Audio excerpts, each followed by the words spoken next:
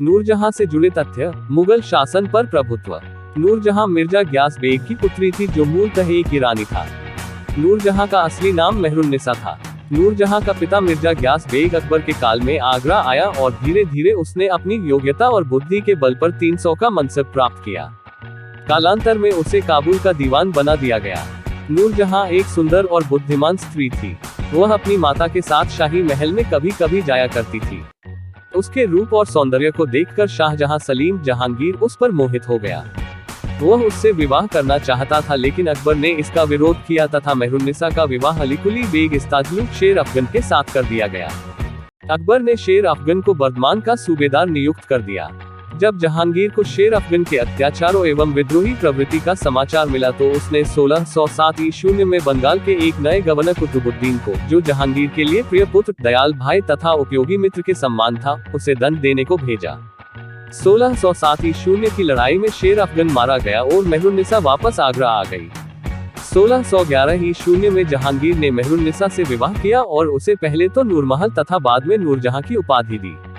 जहांगीर के साथ विवाह होने के बाद नूरजहां ने राजनीति एवं प्रशासन संबंधी कार्यों में बड़ी रुचि ली। जहांगीर तथा तत्कालीन मुगल शासन पर नूरजहां के प्रभुत्व को लेकर इतिहासकारों में बहुत मतभेद है।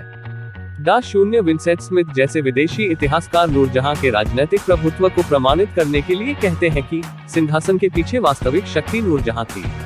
स्मिथ के अनुरूप विचार रखने वाले इतिहासकार जहांगीर की आत्मकथा से उसके उस कथन को उद्धृत करते हैं जिसमें उसने कहा है, जब नूरजहां के पास तख्त की बागडोर है, मुझे केवल आधा सेर मांस और प्याला शराब की ही आवश्यकता है। इसके विपरीत जो इतिहासकार नूरजहां के अत्यधिक राजनीतिक प्रभाव को स्वीकार नहीं करते हैं, वे कहते हैं कि जहांगीर की आत्मकथा से स्पष्ट है। 1622 ईस्वी में अपने स्वास्थ्य गिरने तक जहांगीर स्वयं राजनीतिक निर्णय लिया करता था। नूरजहां का प्रभाव सिर्फ शाही घराने तक ही सीमित था। नूरजहां के प्रभुत्व को निम्न दो कालों में विभाजित किया जा सकता है। राजनीतिक प्रभुत्व का प्रथम काल 1611 ईस्वी से 1622 ईस्वी तक। इस काल में नूरजहां की राजनीतिक भूमिका अधिक प्रभावशाली नहीं थी। चूंकि मिर्जा ग्यास बेग के एक पुत्र ने सम्राट जहांगीर के पुत्र खुसरो के विद्रोह अप्रैल-मई 1606 ईस्वी में भाग लिया था, इसलिए उसे इत्मादौला को दीवान के पद से हटा दिया गया था, लेकिन शीघ्र ही उसे उसका पद वापस दे दिया गया। नूरजहां से विवाह के बाद जहांगीर ने अपन ससुर इत्मादौला को प्रमुख दीवान बना दिया। इसके अतिरिक्त नूरजहां के परिवार के अन्य सदस्यों का मनसब बढ़ा दिया गया। निस्संदेह इत्मादौला कुशल, वफादार तथा कर्तव्यनिष्ठ था। यह 10 वर्षों तक मुगल सम्राट का प्रमुख सलाहकार बना रहा। नूरजहां के भाई आसिफ खां को खान-ए-सामा के पद नियुक्त किया गया। उसी को पुत्री अर्जमंद बानु बेगम का विवाह शाहजादा खुर्रम शाहजहां से हुआ। कुछ आधुनिक इतिहासकारों की राय है कि दरबार में अपने पिता इत्मादौला, भाई आसिफ खां, अपनी मां अस्मत बेगम तथा शाहजहां खुर्रम की सहायता से नूरजहां ने अपना एक छोटा सा दल बना लिया था, जिसका सम्राट जहांगीर पर इतना नियंत्रण ही गया था कि उसके समर्थन के बिना कोई भी कार्य या निर्णय आगे नहीं बढ़ सकता था। नूरजहां के गुट के प्रभाव के बारे में सर टॉमस रोक, जिसे सम्राट जेम्स प्रथम ने भेजा और जो जहांगीर के दरबार में 1615 से 1618 तक रहा, ने लिखा है, इस समय सारी शक्ति नूरजहां के गुट के हाथ में थी।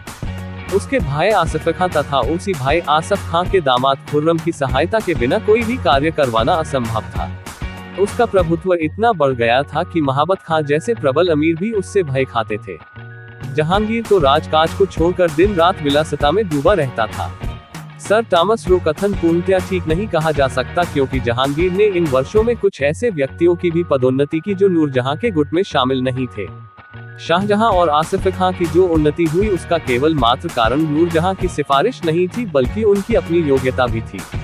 नूरजहां के अतिरिक्त जहांगीर अपने पुत्र खुर्रम शाहजहां को स्वयं बहुत चाहता था। वास्तव में खुसरो के विद्रोह तथा उसको गिरफ्तारी के बाद शहजादा खुर्रम जहांगीर का सर्वाधिक प्रिय पुत्र बन चुका था।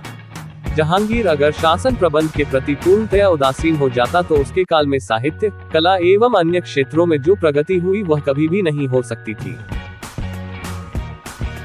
1622 ईस्वी तक नूरजहां की राजनीतिक भूमिका स्पष्ट नहीं है। संभवतः उसका निजी प्रभाव अधिकतर शाही घराने पर था। उसने फारसी परंपराओं पर आधारित नए फैशनों का प्रचलन किया। इतिहासकार खफी खां ने लिखा है, नूरजहां द्वारा चलाए हुए फैशन बहुत देर तक ऊंचे घराने में प्रचलित रहे। नूरजहां इस काल में सम्राट जहांगीर की बराबर की साथी थी और वह उसे अपने साथ शिकार पर भी ले जाता था। इस कारण वह कई बार लोगों के अनुरोध पर उनकी समस्याओं को सुलझाने के लिए सम्राट से सिफारिश कर देती थी। इसके बावजूद इस काल में जहांगीर पूर्णतया नूरजहां या उसके दल पर निर्भर नहीं था। प्रभुत्व का दूसरा काल 1622 से 1627 ईस्वी तक। नूरजहां के राजनीतिक प्रभुत्व का दूसरा काल 1622 ईस्वी में शुरू हुआ। 1622 ईस्वी से जहांगीर के स्वास्थ्य में निरंतर गिरावट भा रही थी। उसके बीमार होने के बाद नूरजहां की राजनीतिक महत्वाकांक्षाएं बढ़ गईं। पीटर मंडी बड़े सुंदर ढंग से लिखता है, वह उससे शादी करके उसी का कैदी हो गया और इस प्रकार उसने उस पर राज करते हुए सब पर राज किया। वह सारी सत्ता अपने पास रखना चाहती थी। इसी कारण उसके गुट में फूट पड़ गई। एक गुट नूरजहां का बना रहा जिसमें उसका दामाद शहरयार प्रमुख था। वह उसे जहांगीर का उत्तराधिकारी भी बनवाना चाहती थी। दूसरा गुट उसके भाई आसफ खां तथा शाहजहां खुर्रम का था। उसने जहांगीर को सलाह दी कि वह शाहजहां खुर्रम को कंधार अभियान पर भेजे। खुर्रम ने अपने पिता के विरुद्ध 1622 ईस्वी में विद्रोह कर दिया। खुर्रम को यह मालूम होने लगा कि जहांगीर पूरी तरह नूरजहां की मुट्ठी में है। परिणामस्वरूप नूरजहां के राजनीतिक हस्तक्षेप ने मुगल घराने में गृहयुद्ध शुरू कर दिया। नूरजहां ने इस काल में उन सभी उच्च अधिकारियों के विरुद्ध संदेह रखा जो उससे राजनीतिक मतभेद रखते थे। संभवतः उसी के कहने पर जहांगीर ने महाबत खां को दरबार में हिसाब किताब देने के लिए बुलाया, क्योंकि महाबत खां की मित्रता शाहजादा परवेज के साथ बढ़ रही थी, जिसे नूरजहां अपने दामाद शहरयार एवं स्वयं के लिए खतरनाक मानती थी। स्वाभिमानी महाबत खां ने सम्राट के विरुद्ध विद्रोह कर दिया। नूरजहां ने महाबत खां के विद्रोह को असफल बनाने में बड़ी कूटनीति से काम लिया तथा जहांगीर को उसकी कैद से छुड़ाकर अपनी महान राजनीतिक सूझबूझ का परिचय दिया। उसने जहांगीर को मृत्यु के बाद अपने दामाद शहरयार को आगरा से बुलाकर लाहौर में सम्राट घोषित किया, लेकिन नूरजहां इस प्रयत्न में सफल नहीं हुई, क्योंकि आसफ खां ने उसकी चाल विफल करने के लिए खुसरो के लड़के दावर बख्श को कठपुतली के रूप में खाली सिंहासन पर बैठा दिया, ताकि दक्षिण से शाहजादा खुर्रम को आगरा तक पहुंचने के समय मिल सके। खुर्रम को दक्षिण से शीघ्र बुलवा लिया गया। उसने आते ही शहरयार को पकड़ लिया तथा उसे धंधा करवाकर जेल में डाल दिया। नूरजहां के लिए एक निश्चित राशि तय कर दी गई और वह राजनीति से संन्यास लेकर बाद में 18 वर्ष तक जीवन व्यतीत करती रही। नूरजहां की राजनीतिक भूमिका का प्रभाव। नूरजहां की राजनीतिक भूमिका के अच्छे और बुरे दोनों तरह के प्रभाव पड़े। अच्छा प्रभाव। 1. नूरजहां की राजनीतिक भूमिका का सबसे अच्छा प्रभाव यह पड़ा कि जहांगीर ने धीरे धीरे उसके प्रभाव में आकर मदिरापान की मात्रा कम कर दी। इसी के फलस्वरूप वह अधिक समय तक जी सका। 2. नूरजहां ने जहांगीर के साथ राजनीतिक क्षेत्र में सहयोग देकर उसके प्रशासनिक कार्यभार को कम करने में मदद दी। 3. उसने कई बार गरीब और दुखी महिलाओं को सरकारी सहायता देकर उनका कल्याण किया। 4. उसने वेशभूषा, फैशन, श्रृंगार के क्षेत्र में नवीन डिजाइनों एवं वस्तुओं का आविष्कार कर इन क्षेत्रों में नवीन तथा क्रांतिकारी परिवर्तन लाने में सफलता प्राप्त की। उसी के चलाए फैशनों को पर्याप्त समय तक उच्च वर्ग की महिलाओं ने अपनाया। 5. उसने महाबत खां के विद्रोह को मुगल सम्राट की गिरी हुई प्रतिष्ठा को बचाया। महाबत खां की पराजय नूरजहां की सबसे बड़ी विजय थी। बुरा प्रभाव। नूरजहां की राजनीतिक भूमिका के अच्छे प्रभावों के साथ साथ कुछ घातक प्रभाव भी पड़े। 1. नूरजहां ने अपने प्रथम प्रभुत्व काल में अपन पिता, भाई तथा अन्य संबंधियों को ऊंचे पद तथा मनसब दिलाने में जो अपने प्रभाव का प्रयोग किया, उसने निश्चित रूप से अन्य उच्च पदाधिकारी असंतुष्ट हुए तथा दरबार के वातावरण में थोड़ा बहुत तनाव आया। 2. उसने अपने प्रभुत्व के दूसरे काल में खुर्रम के स्थान पर शहरयार का पक्ष लेकर खुर्रम जैसे योग्य तथा वफादार शाहजादे को आत्मरक्षा के लिए अपने ही पिता के विरुद्ध विद्रोह करने के लिए विवश किया।